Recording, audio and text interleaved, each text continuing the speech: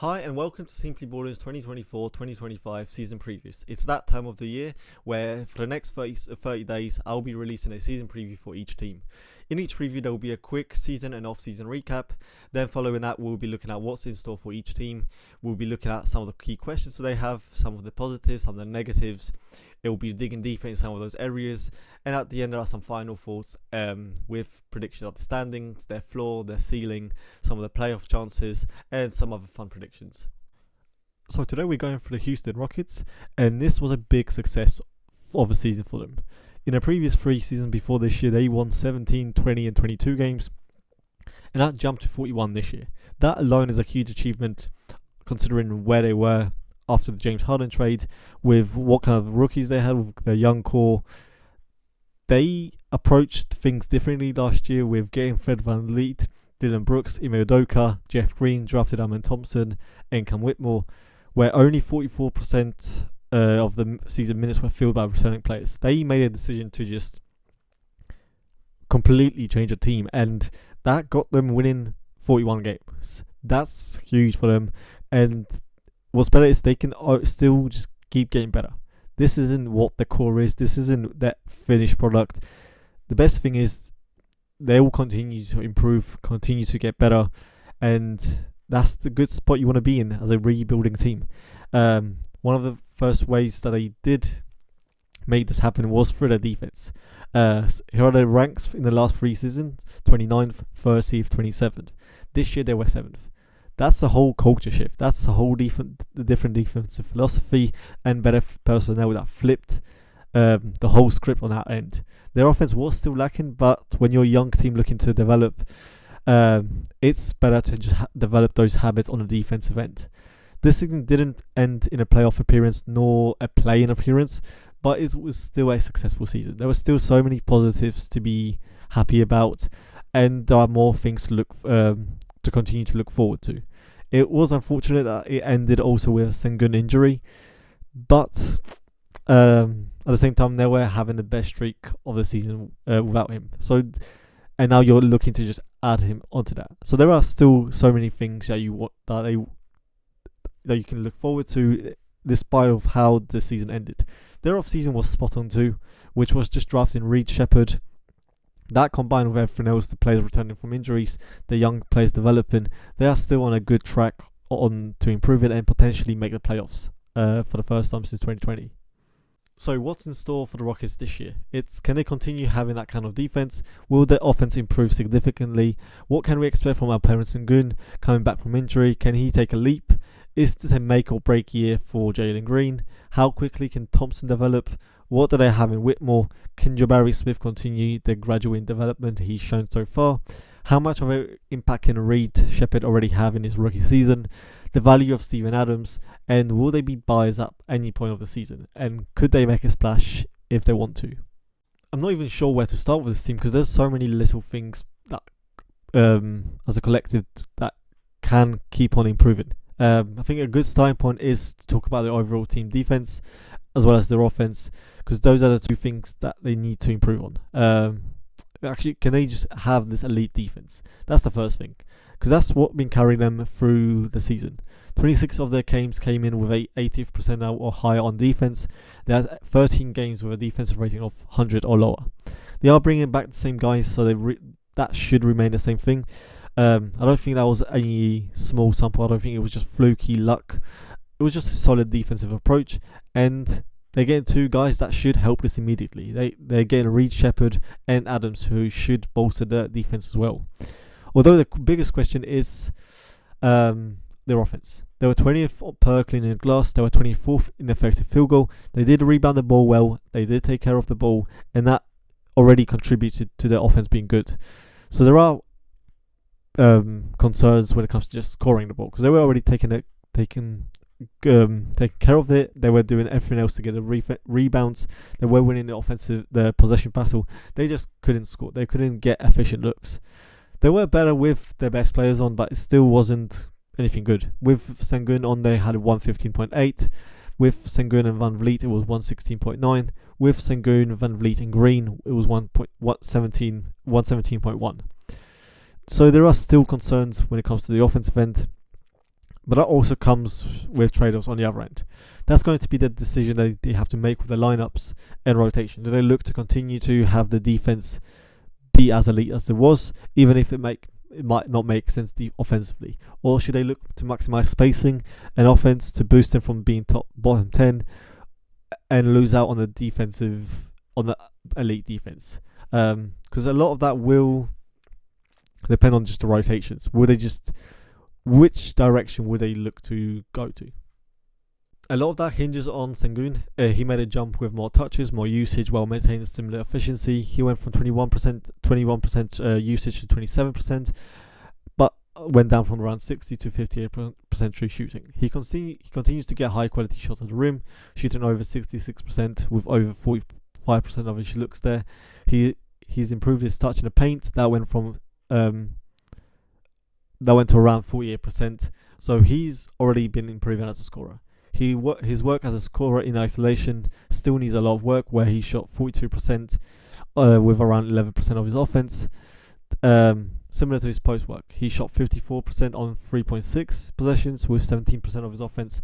That was only 0.96 points per possession. So there are still improvements as a scorer he needs to make. He has been showing all the tools and all the potential that he has, but it just needs to translate now on the court. There are a lot more questions for him on the defensive end.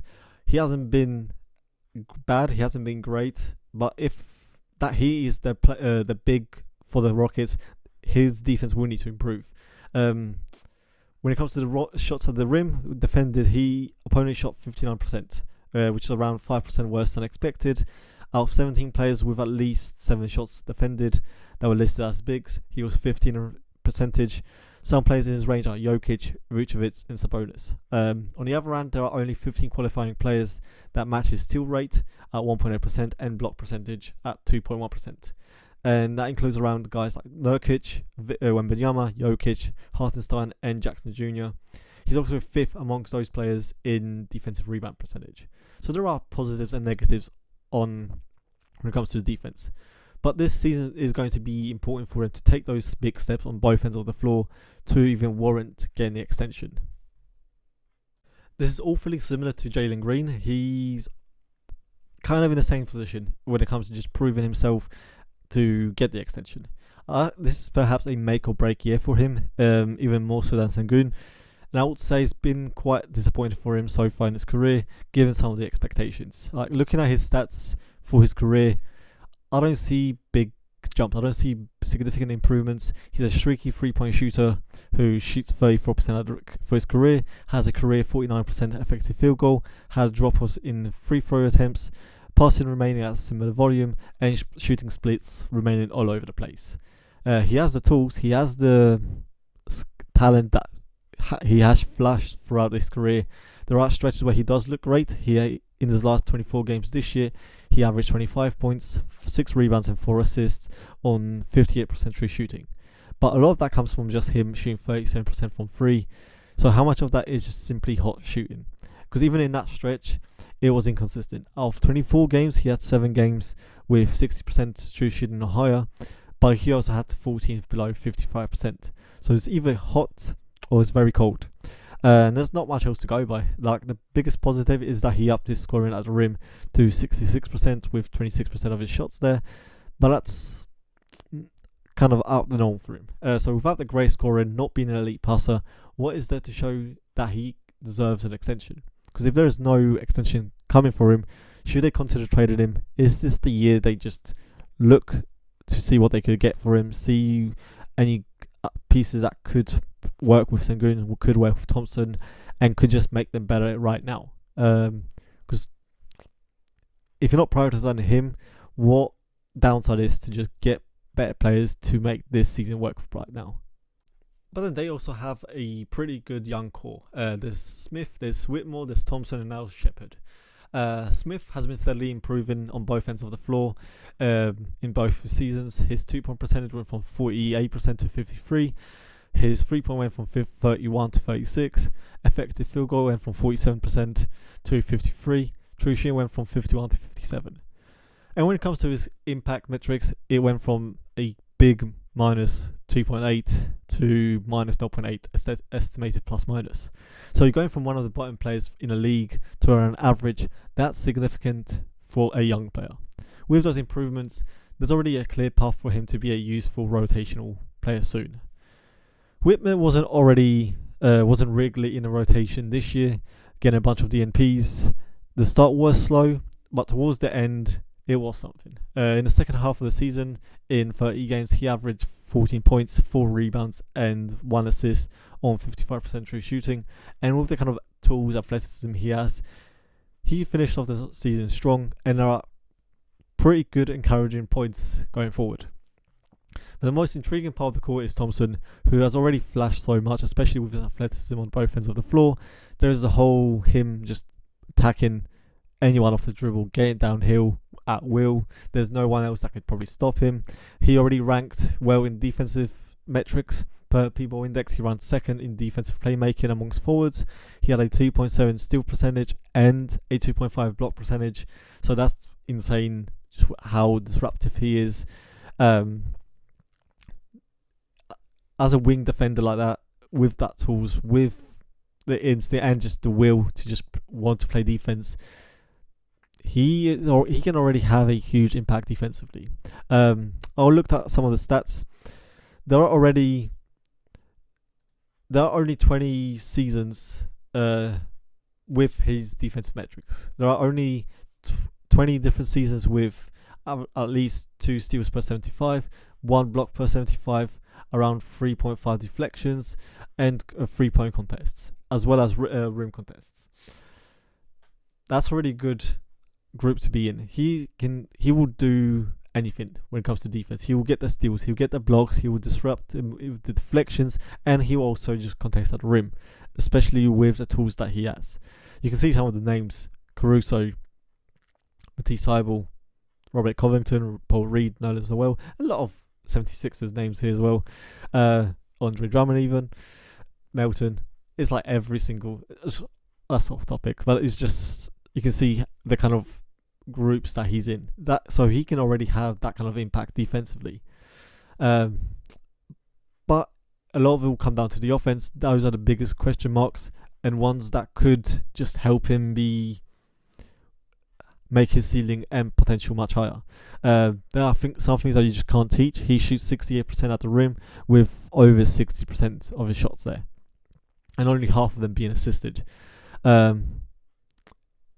If you already have that kind of downhill threat, everything else is going to be a bonus, especially when just with his passing improving. Can he get that off dribble ability to just shoot? Because combine that with a downhill threat and a defensive impact already, there's a lot that could go right from him, and the ceiling for him right now is pretty high. Then there's Reed Sheppard, who fits this team perfectly with what he's shown so far in the Summer League and just some of the stats from the college. Per San Vicini, here are some college stats for him. Kentucky was 29.5 points better with him than off. They had a 130 offensive rating with him and 113 without him. Their defense went from 108 to 122. That impact as a rookie in college seems pretty wild. So I wonder what it's going to look like in the NBA. Can he already have that level of impact defensively in a similar way Thompson already had? That would just keep helping an elite defense be more elite, and that's going to be pretty exciting. They already have like 6 young guys that everyone should be looking forward to play. Then there's also Steven Adams. He was a big help for the Grizzlies team before his injury, and he missed the entire season. So I wonder how that's going to look like, considering he's a big going into his 30s. But he should still be pretty impactful, especially when it comes to his rebounding and on the offensive end.